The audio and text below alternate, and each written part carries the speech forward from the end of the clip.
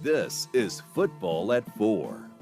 Josh Hennick filling in for Mike Gill along with Nick Earnshaw here in the Ocean Casino Resort Studios on 97.3 ESPN. Geoff Mosher is back for a Monday edition of Football at 4 here on 97.3 ESPN. Jeff, welcome back from the weekend. How you doing today? I'm great. How are you guys doing? Beautiful summer weekend, summer-like weekend and day today. Absolutely. It would be much better to be outside than inside on a day like today. So, all right, so I can go? No, I'm just kidding. You can go when we're done with you. Fair enough. We got to get some out of you, Mosher, first. Come on. We got to get a couple things out of you first. All right. So I was listening to this morning's pod you guys dropped, you and Adam, this morning, and it kind of parlays into the conversation that Nick and I were having the last hour before you jumped on, Jeff, which is about the importance of you can't take anything specifically out of minicamp on the field. But what we can take out of it is I thought it was important what Jalen Hurts said, which is that they're still learning a lot of this offense to do. And maybe not literal 90%, Jeff, but it's the idea that Hurts is now learning another new offense. So talk to us for a minute for someone like you who's covering this team day in, day out. Like, what does that mean to you when they're playing a new offense this year? Well, I mean, I think it sort of remains to be seen what that all means for the new offense. We obviously hope for certain things, right? I just think that for Jalen, this is more than just I'm learning a new offense. This is I'm now learning another new offense, which goes back to college, right? And I remember when they drafted him, 2020, Doug Peterson's the head coach, and he talked about hoping to find some stability. And then obviously Doug Peterson gets fired, and then Nick Sirianni becomes head coach. And he kept going with that theme where he'd love to just have the same set of offensive coaches in the NFL just to be able to, if you take any good quarterback or any good offensive scheme, right, you got a year one of it, you get a year two of it. And if you hope to have that by 5, 6, 7 years, like a Tom Brady and a Josh McDaniels scheme, for example, just to choose one, or Breeze and Sean Payton, then by that extra year, so much becomes second nature to you.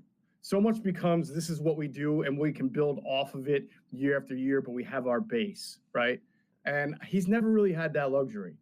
And I did wonder, Josh, everybody picked apart his statements about Nick Sirianni as some sort of anti-Nick Sirianni sentiment, or maybe just not a pro-Nick Sirianni statement. And what I wondered is, when he was asked the question, what does it say about Nick Sirianni that he's willing to step aside here and bring in somebody in an entirely new offense? Maybe his sort of lack of enthusiasm is that, how do we know he didn't actually like the last offense? Because 2 years ago, he was an MVP candidate in it. And last year, even with the valleys, along with the peaks, you almost felt like there were just a few things that needed to be done better. And that was picking up a blitz and maybe having some fresher route concepts, which to me, if you're an offensive mind, right, you're thinking that's something we can retain our base offense, but work on it. We can do better. We can go back and learn from our mistakes and have a whole offseason to do it. But that got just shredded up, right? And now it's a new offense. So I wonder, and I have no idea, only being in Jalen Hurts' head can you really know. I just wonder if his lack of enthusiasm was less about Nick Sirianni and more about, well, I was an MVP candidate in this offense 2 years ago. Yeah, it got a little stale. We could have freshened it up, but now I got to learn an entirely new offense. So with that being said, so you're saying, and I'm not sure if a word in your mouth, so that's why I'm asking you to clarify. So I feel like what you and Adam talked about this morning, what you just said here, is that it's not that Hurts is unhappy with Sirianni. It's that Hurts is just like, you guys don't understand how much work I'm having to go through to learn something new again. A guy who had, I believe it was from his senior year in high school to 2022, a different offense coordinator in his year every football season. Yeah, let me be perfectly clear for all of our listeners, your listeners, our listeners, crossover listeners. We have many and thousands, and we love them. I'm going to repeat, I don't know. Only you would have to be in Jalen Hurts' head or tie him down to a chair and attach a polygraph to him to really, truly know. And I have at times, and I think everybody has, wondered about his feeling about Nick Sirianni. And I think I mentioned on the podcast in the Super Bowl when they're reviewing Right. the Devontae Smith sideline catch, and Sirianni puts his hands up like first down, and Jalen brushes it down. Those are little incidents that make you wonder, like, how does he really feel about his head coach? They're certainly wired differently. Nick Sirianni's wears his emotions on his sleeve. He's hot-headed, and Jalen Hurts is more of that Nick Saban, like, we don't show anybody anything, no reaction, So they are different in that regard, and maybe there is some lack of true love but I'm just saying, like, I don't think anybody has stopped and wondered about. Everybody's so excited about the new offense. Nobody has really stopped and wondered, do you think Jalen Hurts was okay with the offense that, for 1 year he was an MVP candidate in, and then just maybe in his mind could have used some refreshing, some tweaks? Now he has to learn another new offense. We all saw what happened with Jason Campbell, who was a really nice quarterback at Auburn in college, but had a lot of different coordinators. And then in the NFL, from Washington to Oakland to I think one other spot, it seemed like he had a different offensive coordinator every year. And he talked about how difficult that was. Hey, Geoff, I want to switch gears a little bit to the defensive side of the ball. And we know how many corners this team has. They're deep at corner. They signed a ton, right? I'm wondering about a guy like Eli Ricks. Now, Ricks they got a lot of run last year, got a lot of opportunity. They didn't really use him on the outside. They kind of used him on the inside a little bit in nickel. I'm curious to what his outlook is for this year and if he'll make the team. Yeah, that's a great question, Nick. And here's another guy in a similar situation, but on the other end of the spectrum, where last year sucked defensively. But for Eli Ricks, when the dust settled, that coaching staff, they liked what they saw from him enough so that they moved him inside, had him working there. The Mario Goodrich experiment lasted about 2 weeks, and then it was Eli Ricks. And, he got consistent playing time. But guess what? He wakes up now and he looks at Vic Fangio and Christian Parker, right, and the new DBs, the safeties coach that they brought back from Miami, who's the Joe Casper. And he's like, I don't know how these guys feel about me. Right? I mean, I got to reprove myself. But now I have to do it with Isaiah Rodgers in the fold, with year 2 of a 4th-round pick and Keely Ringo in the fold. So he's going to be in that position, Nick, of having to prove himself anyway.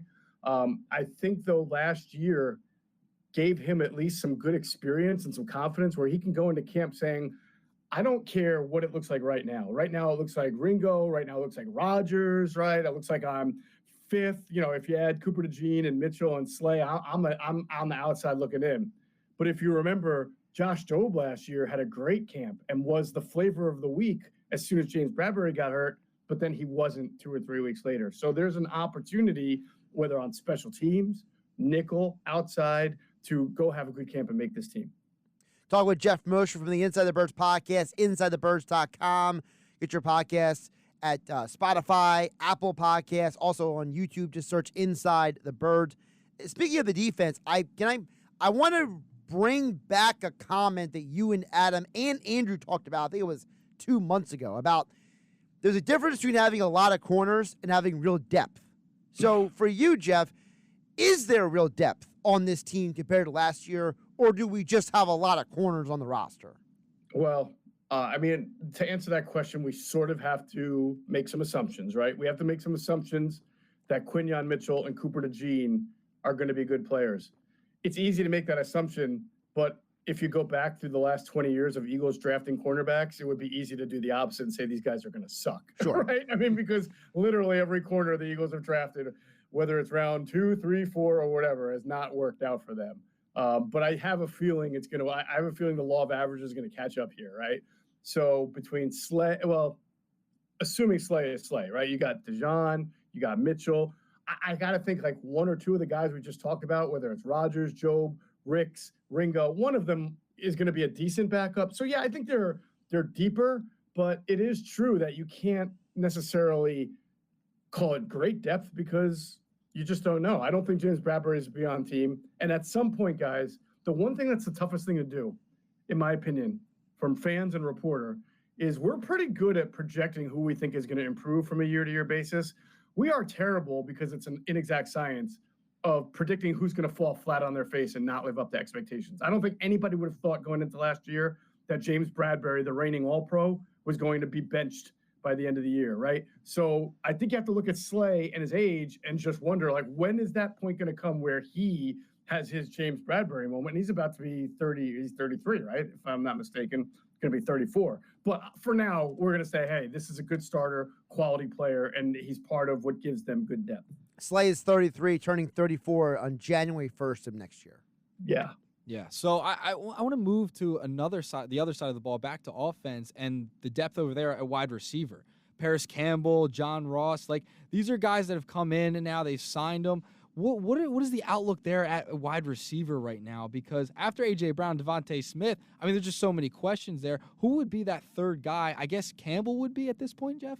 Right. So this is a great example, Nick, of what we talk about where you may have bodies, you may have names, you do not have depth. This is not a deep wide receiver core unless you get some miracles happen. Like John Ross looks like the John Ross of, well, he's never really in the NFL, like the John Ross of Washington, okay? University of. Or if Paris Campbell looks like the Paris Campbell who stays healthy, first of all, and looks like the Paris Campbell of what I think Ohio State, right, is where he's from. So, I mean, to be honest with you, neither of these guys have performed at that level in the NFL. So it would be a very, very big reach to say that they're going to step up and seize position. They may make the team, but that they're going to be really vital. I'm high on the rookie that they drafted in the 5th round, Anais Smith, Texas A&M, but he's 5'9". I mean, and he's 5th round pick. So yeah, I mean, there's going to be a lot of names: Joseph Nagata, Johnny Wilson, but literally, the Eagles right now are saying, "Thank God we have Devontae Smith and A.J. Brown," but boy, are we in trouble if any of those guys get hurt or if both get hurt. At any time. Could you see Howie Roseman going out and making a move? We've seen him in the past go out and make moves during training camp before. Do you think that could be a position where he goes and says, I need to make a move and add some more depth here? 100%. But you know, I would say to you, how many guys, like, when are you talking about at the waiver deadline when you see those cuts, or a real trade? A real trade. I could see a real trade. Could that possibly be a possibility in the realm of possibility going forward? I suppose it's possible, Nick, but then that one would probably be more around the deadline. Okay. You know, then I don't know. They got Ronald Darby in August. It's hard to trade for a number 3 receiver because. Right. Is that guy, what's his contract look like? Are you going to extend him right then and there? I mean, if he's a number 3 receiver, he's clearly not a number 1 or number 2 for a reason, unless there's a crowded house there. It would have to be the right kind of guy. I don't know if that guy is out there for them. With that being said, because Jeff, I personally wrote an article on 97.3 ESPN.com over the weekend, and I was doing a little research. Is it necessary? Investigative journalist Josh Hennick. Yeah. I have to check this. Yeah, live dangerously of someone good over here. Big J journalism. Anyway, I'm going to leave that comment from Nick alone. No, but the third receiver point, is it a moot point, though? Because you look at Kellen Moore's offenses, his tight ends average almost 8 touchdown catches a year, while the Eagles' tight ends have averaged about 4 touchdown catches a year. In Kellen Moore's offense, the running backs are averaging about 97 targets a year, and the Eagles' running backs were averaging about 75 targets a year. So is the third receiver as important if Kellen Moore is going to get the ball to other guys to maybe fill that void? Yeah, you know, then we sort of have a discussion about the role of a third receiver. If you're an 11 personnel a lot and your interior receiver can't block and you need to run out of 11 personnel, well, you're in trouble, right? So at that point, it doesn't matter about who you're throwing the ball to. You need somebody who can be that extra blocker, that crackback block. And then, you know, when it's 3rd and 5 and they're doubling A.J. Brown and they have a good corner on Devontae Smith, 3rd and 6, like, is Saquon Barkley going to run a 7 to 10 yard route, catch that ball? You know, maybe it's your tight end, as you're mentioning, Dallas Goedert. He's been hurt a little bit. They're not exactly blessed right now with great depth at tight end either. I get your point on more than one way to skin a cat. And when you're talking about 1st, 2nd down, sure. But at the end of the day, this game is won on 3rd down percentage most of the time, right? At least offensively. Defensively, it's usually turnover production. And I think it's important to have a functional third wide receiver. Doesn't have to be a star. I mean, they went to a Super Bowl with Quez, right? Right. But you can make an argument they lost the Super Bowl because Quez didn't make the catch that he needed to make. So, yeah, I think you need a functional guy there. At Geoff P. Mosher on the Twitter X platform, Inside the Birds podcast, InsideTheBirds.com. All the latest on the Eagles with them. Adam Kaplan will be back in tomorrow, and then Geoff Mosher returns on Wednesday when Mike Gill is back here on the Sports Bash. Geoff, great stuff today. Thanks, guys. Appreciate it. Talk to you Wednesday. Have a great one.